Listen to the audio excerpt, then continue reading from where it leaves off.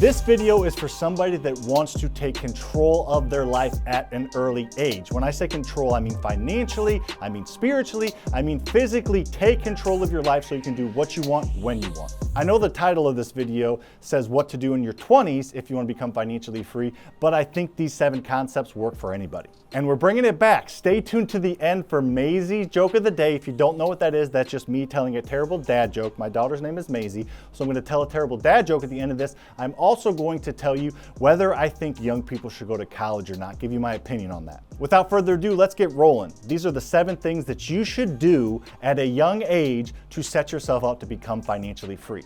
Number 1, start a side hustle. It doesn't really matter what that side hustle is. 56% of millennials have a side hustle and 62% of Gen Zs have a side hustle. So a lot of people understand the value of having a side hustle or having something you do on the side outside your normal job. Just getting experiences doing different things on your free time or during a break at work, whatever that looks like, will do a ton for you. It'll just allow you to kind of spread your wings a little bit. Experiencing different things and trying side hustles and understanding the value of hard work is ginormous. So especially this stupid fucking thing.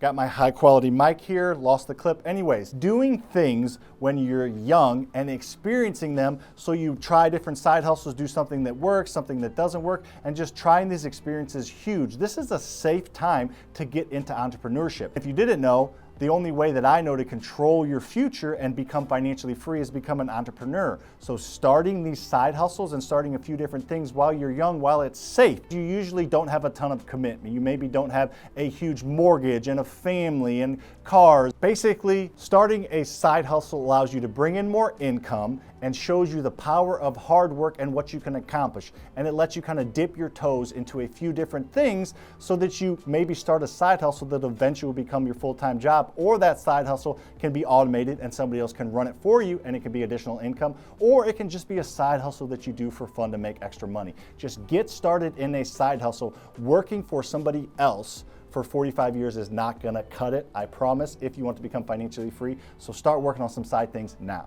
Number 2, get educated. Use YouTube University like you're doing right now, but educate yourself. Learn a little bit about a lot. I know a lot of people say the riches are in the niches, and if you're going all in, that's fine, I get it. But what if you go all in on the wrong thing because you don't have enough experience? So utilize all the free resources out there, my YouTube, other people's YouTubes, my TikTok, my Instagram. Utilize all the free things out there to educate yourself. So learn a little about a lot, and hopefully there's a few things that kind of catch your eye, catch your attention, and that you have a passion for. You are buying time because you're going to be more efficient and more effective. So getting to 5 rental houses will take you less time, so you get there sooner.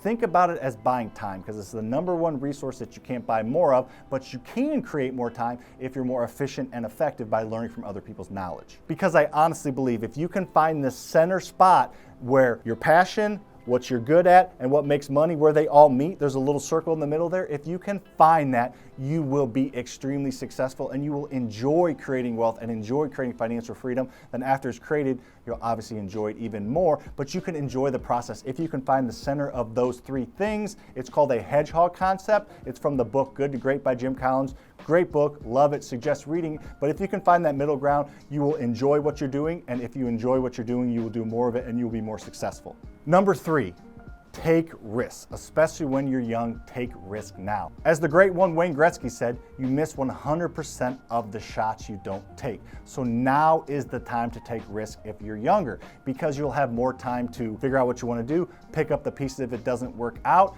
Bet on yourself. I talked a little bit about YouTube University. Now this is bet on you. Get it? Bet on you, like bet on you university. Anyways, bet on you, bet on yourself. Now's the time to do that. You will be shocked at what you can accomplish if you truly believe in yourself and take those chances. Now's a good time to do it. At this time, you probably don't have a ton of life commitments. You probably don't have 4 kids and a job and a mortgage and maybe a vacation house mortgage and 3 cars, all those commitments that will come with life. You usually don't have that when you're younger. So now is the time to take those risks, take those chances, and go out and take action.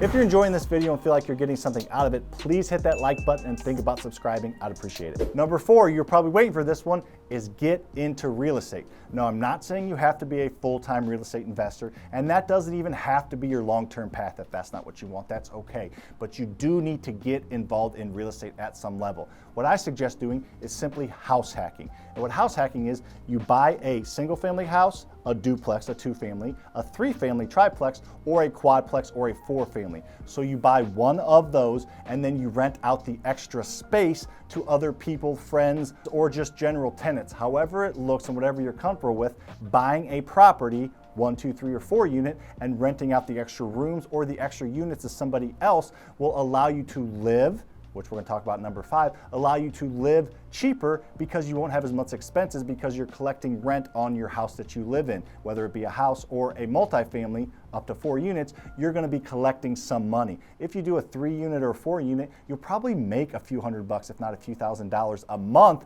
because you're going to have your mortgage and owning expenses, but you're going to have a lot of rent coming in. So try house hacking if you haven't.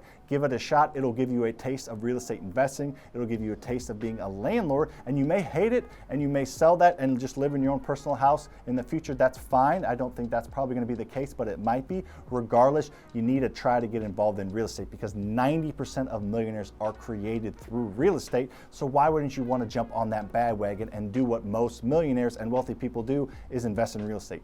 Living expenses are through the roof right now, so owning a house has never been more expensive. So kind of curtail that by collecting rent. Whether you own a house or multifamily, like I said, live in one part and rent out the other to lower your expenses and hopefully make money. Number 5, keep expenses low for now. There'll be plenty of time if you follow this plan and continue to follow through. There'll be plenty of time to buy the things that you want to buy. But for now, keep expenses low. Like my buddy Kong says, if you ain't got no dollar, don't act like no bowler. He says something along those lines. Regardless, it's true. If you don't have the money to buy nice fancy things, don't buy nice fancy things. It's stupid and it's no way to create wealth. Going back to the beginning of this video, if you want to create financial freedom and wealth, these are the things you do, and buying things you can't afford, or even if you can't afford them, going up and hitting your budget or going over your budget every single month to buy things that don't really matter is not a way to do that. There will be a time for that, but for now, learn to budget. Live within or below your means.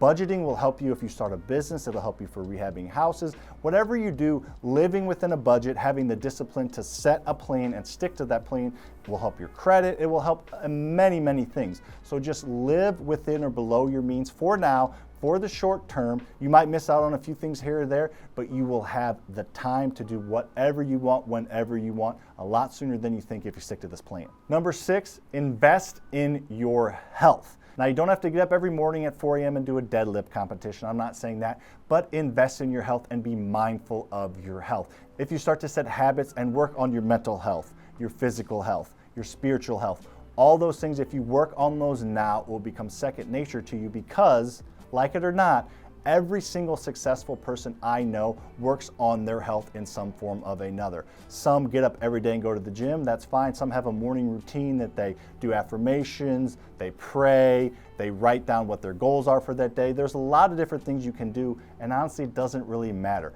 I've tried those morning routines and they just don't work for me. I just get up and I start the day by sprinting and working and going and grinding and doing what I can do to move my businesses to the next level. I don't have this elaborate morning routine, but I do go to the gym.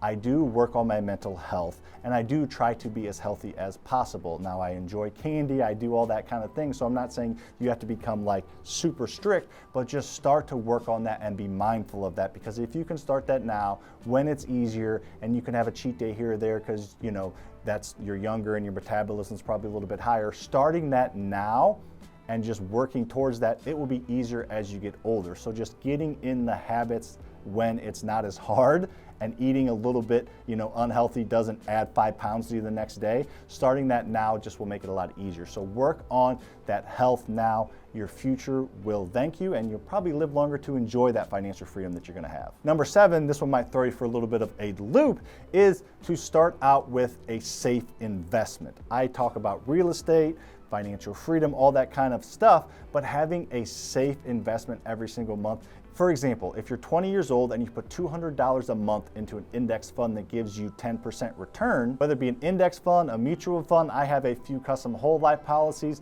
I put a little bit of money aside every single month that will add up over time, and their returns aren't huge, but they are safe returns that you're going to get. So setting money aside will help you when you're going to banks for loans on businesses or real estate, having some liquidity in some safe accounts. So having that will not only be your money for a rainy day, it will make you more bankable in the future, and it will allow you to have discipline that I've been talking about a few times in this video. Setting $100 aside into a safe investment will pay dividends in the future for you, like actually physical dividends, but you will also reap the benefits of having that discipline.